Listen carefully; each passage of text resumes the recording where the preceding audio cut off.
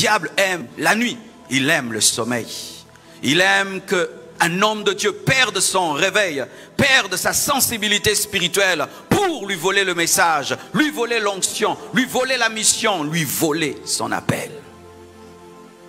Le jour où Dieu t'a appelé, un démon a dit, on verra s'il atteindra son but. Le jour où Dieu a dit que tu seras, il y a un esprit qui a dit, on verra si cela arrivera. Si tu as oublié qu'il y a des forces de ténèbres qui existent, j'aimerais vous dire que nous ne sommes pas seuls sur la terre. Il n'y a pas que des hommes sur la terre, il y a des démons sur la terre, il y a des magiciens sur la terre, il y a des satanistes sur la terre, il y a des fils de Dieu qui ont fait un pacte aussi avec le diable, renonçant à leur créateur, étant devenus des adorateurs de Satan.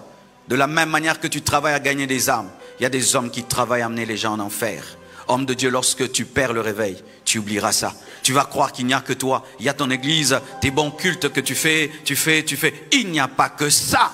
Il y a un royaume de ténèbres.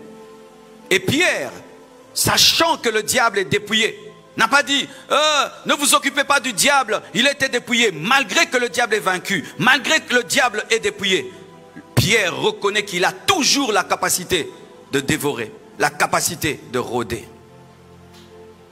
Veille, parce qu'il y a une puissance de ténèbres qui cherche à détruire ton ministère. Veillez, priez afin que vous ne tombiez en tentation. L'esprit est bien disposé, mais la chair est faible. Il faut veiller spirituellement pour vaincre le péché, vaincre la tentation. Homme de Dieu, si tu ne veilles pas, tu vas te retrouver dans un scandale. Si tu ne veilles pas, on va te retrouver dans une chambre à coucher avec une femme. Si tu ne veilles pas, tu vas finir divorcé. Si tu ne veilles pas, tu vas tomber dans des fausses doctrines. Si tu ne veilles pas, le diable te séduira par la tentation. Êtes-vous conscient, cher homme de Dieu, cher serviteur de Dieu, qu'il y a un tentateur qui veut vous amener à pécher pour amener la honte sur l'église? Lorsque tu perds la vie de prière, tu commettras un péché qui sera un trou dans la cuve de ton onction. Il faut veiller pour avoir la force de dire non au péché. Il faut veiller pour fortifier son esprit afin qu'il dise non au mal. Marc 13, versets 32 à 37. Pour ce qui est du jour et de l'heure, personne ne le sait. Ni les anges dans le ciel, ni le Fils, mais le Père seul. Il s'agit de l'enlèvement. Prenez garde, veillez, priez, car vous ne savez quand ce temps viendra. Il en sera comme d'un homme qui, partant pour un voyage, laissa sa maison, remet l'autorité à ses serviteurs, indique à chacun sa tâche et ordonne au portier de veiller. Veillez donc, car vous ne savez pas quand viendra le maître de la maison, ou le soir, ou au milieu de la nuit, ou au chant du coq, ou le matin. Craignez qu'il ne vous trouve endormi à son arrivée soudaine. C'est que je vous dis, je le dis à vous tous, veillez. Pourquoi faut-il veiller, homme de Dieu? Pour ne pas rater l'enlèvement. À quoi ça nous sert de prêcher la parole? À quoi ça nous sert de chanter, de danser, et au dernier jour, nous ratons l'enlèvement? À quoi ça nous sert d'avoir des grandes églises belles comme ça, avec des écrans partout, et puis tu rates l'enlèvement? À quoi ça nous sert d'avoir 1000 églises, et puis nous ratons l'enlèvement? À quoi ça nous sert d'avoir 1 million de followers sur Instagram et puis tu perds l'enlèvement? À quoi ça sert? À quoi ça sert?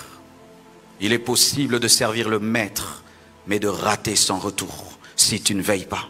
Car lui aussi viendra comme un voleur. Le diable vient comme un voleur, Jésus viendra aussi comme un voleur. Donc il y a deux. Il y a un qui vient pour ton bien, un autre qui vient pour te détruire. Mais face à eux deux, la Bible nous dit de veiller.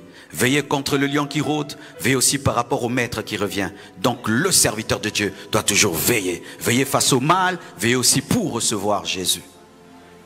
Homme de Dieu, est-ce que tu continues à te préoccuper de ton enlèvement? Car nous tombons dans le piège de commencer à nous préoccuper de l'église, de l'église, de l'église, de l'église, de l'église, les membres, les membres, les membres, les membres. Mais toi-même, mais toi-même, mais toi-même, Car il est dit en ce jour-là, plusieurs diront, nous avons fait des miracles en ton nom, nous avons prophétisé en ton nom, mais je leur dirai, je ne vous ai jamais connu, serviteurs d'iniquité. Il est possible de servir Dieu, mais au dernier jour, tu rates l'enlèvement. Et je t'assure, on va te tabasser sérieusement dans la tribulation. Parce que moi, je crois qu'après l'enlèvement, le monde va continuer. Pendant 7 ans, il y aura la tribulation. Il y aura la marque de la bête. Il y aura des hommes sur la terre.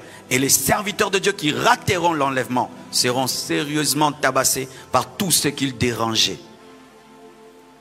Tu es condamné à être enlevé. Et tu es condamné à veiller. Parce que la caractéristique d'une sentinelle, c'est veiller. Quand on dit sentinelle, c'est veiller. Lorsqu'on engage une sentinelle, on lui dit, est-ce que tu pourras tenir toute la nuit sans dormir, n'est-ce pas? Et si tu engages une sentinelle et te dis, oh patron, moi vraiment, j'aimerais bien protéger ta maison, mais j'ai un problème. À 0 heure pile, je dors. Tu vas l'engager? Parce que sentinelle, c'est veilleur. Quand tu es sentinelle, tu dois veiller. Quand tu es un homme de Dieu, tu dois veiller. Un homme de Dieu qui ne veille pas n'est plus un homme de Dieu.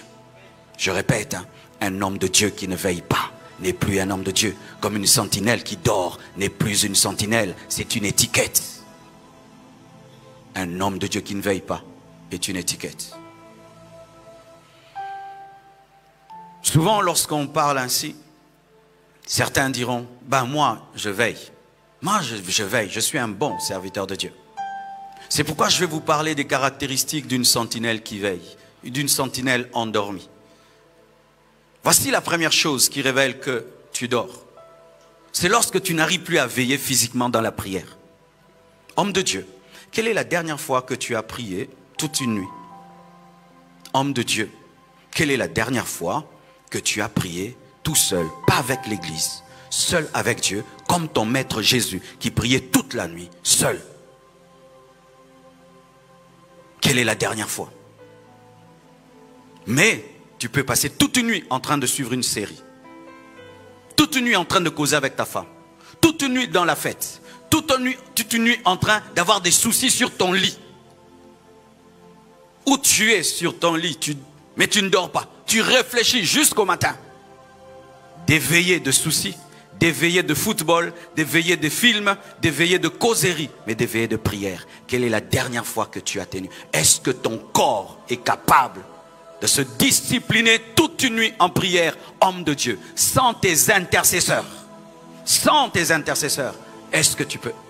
Lorsque Paul parle de son ministère apostolique, il parle des veillées. Lorsque Paul défend son ministère apostolique, il parle des veilles.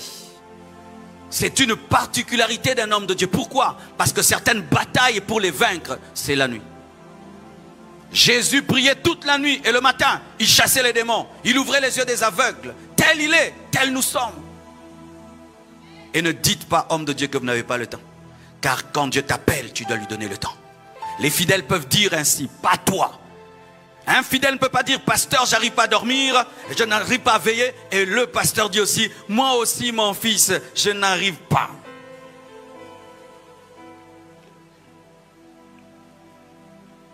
Veiller physiquement est aussi un signe qu'on veille. Veiller avec sa Bible. Veiller à genoux.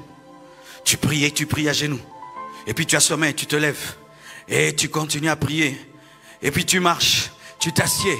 Mais tu luttes avec Dieu. Tu luttes avec Dieu. Jacob a lutté avec Dieu. Et beaucoup de choses dans la Bible se sont passées la nuit. La nuit. La nuit. Et j'aimerais surtout parler aux hommes de Dieu dont les maisons sont remplies. Les enfants, la femme, ton mari. Tout le temps il y a du bruit du matin au soir. Le secret, c'est prier la nuit. Lorsque le diable t'attaque le jour, prie la nuit lorsque tout le monde dort. C'est le temps où la maison est pour toi. Et personne ne va arrêter ta prière et tes méditations. Ne dis pas, je n'ai pas de vie de prière parce que j'ai une petite maison. Il y a la nuit. La nuit. Le sommeil est un serviteur de Dieu qui endort les distraits afin que les hommes concentrés puissent prier. Ah oui, je vous assure. Il y a toujours un temps pour prier. La nuit, c'est formidable. Dans une maison, s'il y a 10 personnes, au moins 7 personnes la nuit doivent dormir. Alors tu as le temps pour prier seul dans le salon et tout contrôler. Alléluia. Et donc, si déjà tu n'arrives pas à faire des veillées personnelles, il y a un problème de réveil dans ta vie. Il y a un problème d'amour.